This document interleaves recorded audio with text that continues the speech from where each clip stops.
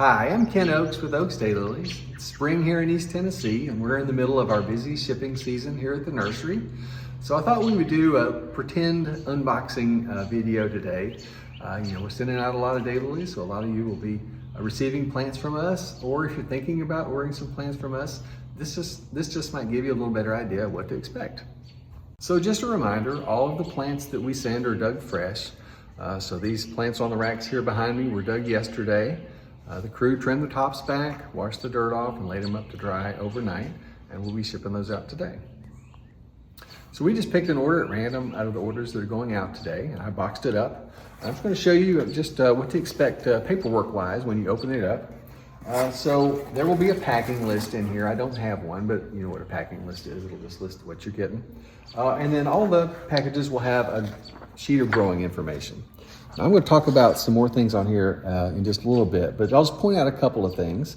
At the top here, it gives some instructions on what to do right now when you're receiving your daylilies. And then the bottom half is what to do later. And there are a couple of QR codes on here that link to videos about how to plant daylilies, and the other one's how to dig and divide daylilies. And we've got a lot of videos on our YouTube channel about all things daylilies. So if you have any questions, that's a great place to go just for all sorts of great content. All right, so real quick, the packing material that we use, this is just a wood fiber product called Excelsior, and it's recyclable or biodegradable. So you can use it as mulch around your daylilies or just do whatever you want to with it. So pull a couple of daylilies out of here. I put these on top on purpose as I was packing this because I wanted to point out something about the sizes on the daylilies. All the daylilies that we sell are going to have at least 3 fans, and what a fan is one plant of a daylily. So that's a fan right there, and different daylilies have different size fans. So as you can see, these are quite a bit different. This one, look how small these fans are on this one right here.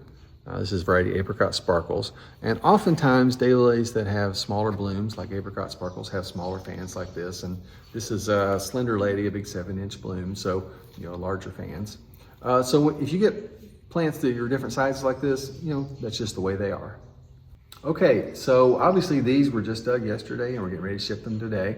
They're going to be in transit for a few days, just depending on how long it takes to get to your place. So when you get them, they're probably going to look a little more dried out than this. That's normal, especially as you get into the hotter part of the season. But it's nothing to worry about. Daylilies are really tough. They can take it and just plant them in the ground, and they're going to come out of it. If they look terrible, I'll give you some hope. We shot a video a few years ago called Rough Looking Daylilies. We had some daylilies that we sent to the wrong address, so they circulated through the postal system for a couple of weeks. They looked really, really bad. So we'll put a link to that video below, because you'll see we planted those just a couple weeks later. They had nice green tops and were looking good already. So if they're dried out, don't worry about it. Just go ahead and plant them. All right, so I mentioned I was going to talk about a couple things on the growing information. Right at the top, you'll see the first thing we recommend is to plant as soon as possible.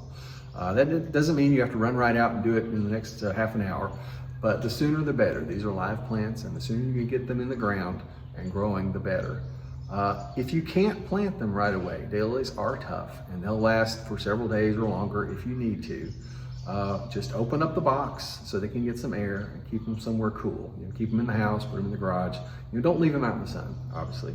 They're going to dry out. So sooner than better if you can plant them. I did want to mention, it occurred to me that we get the question time to time, some people think daylilies are bulbs. Well, obviously, they're not. They're plants, roots attached to the top.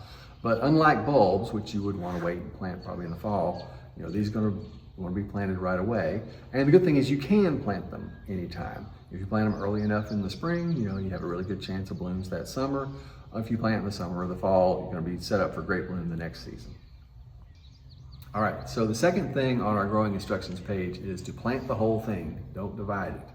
All right, so obviously these have several fans, and you could divide these down into more than one, but we recommend you plant the whole thing just like it is.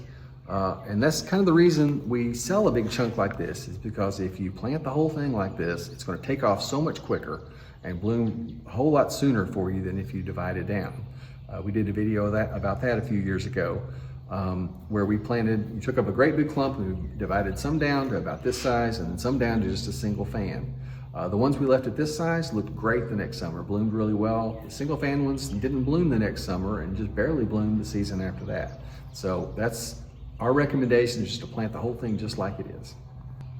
And the last thing I'll mention, it's also off the growing instructions page, is to water them in well and keep them watered well for a while after you plant.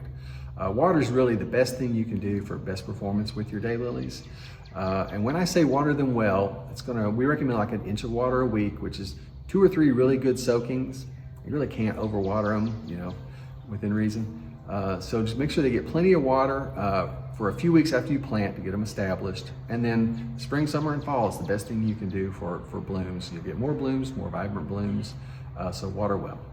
So we've been growing daylilies for over 40 years, and we love to talk daylilies. If you have any questions or comments, you can put them below, or our contact information is on the website. Like I mentioned earlier, we have lots of videos about daylilies, so you might want to check this one out, or there are lots on our YouTube page. We'd love to hear from you, and thanks for watching.